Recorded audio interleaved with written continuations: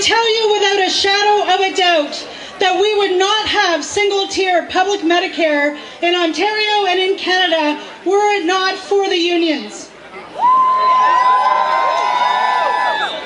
There's been a lot of trading on the politics of hate lately in Ontario. The Liberal government thought that they would bash the unions, and riding on that wave they would win the by-election in Kitchener-Waterloo. But you sure showed them.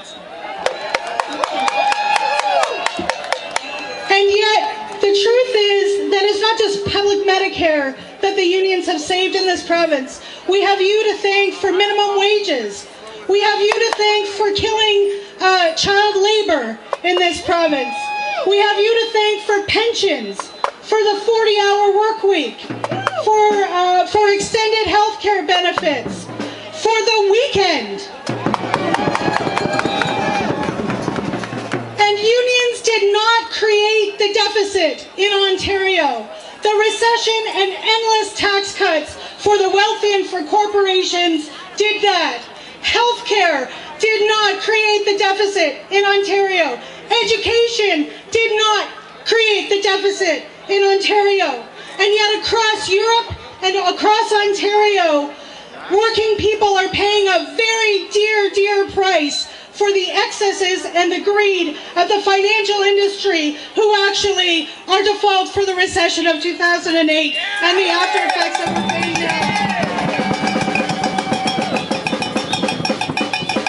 In Ontario, the last provincial budget contained no less than $10 billion worth of cuts to public services, according to economist Hugh McKenzie. $10 billion. And so the strategy is this: 15 years of tax cuts for corporations, 15 years of tax cuts for the wealthy.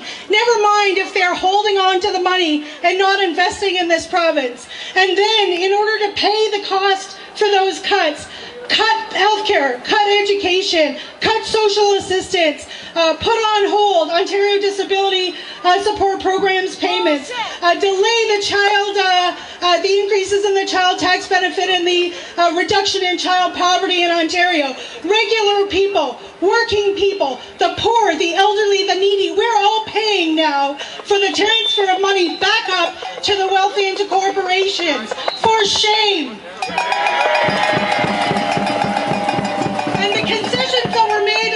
Provincial budget were minuscule. A temporary, tiny tax on people who earn $500,000 a year or more. What about people who earn $250,000 a year or more? How about delaying those tax cuts for corporations permanently, not just temporarily? There is a lot more that could be done in order to address the deficit in Ontario. Attacking the working class, attacking the middle class, attacking public services should be the last thing, not the first thing on the list. I'm going to end with a message of hope, because across Europe, governments are looking beyond austerity now, beyond the cuts. They're seeing how much they're hurting millions of regular people across, from country to country. From France to the United States, they're looking at revamping their tax systems to help pay down their deficits. Ontario is far behind the rest of the world in this. And so to Ontario's teachers, I want to say this to you. We all owe you a huge thank you. Thank you for standing up for the charter rights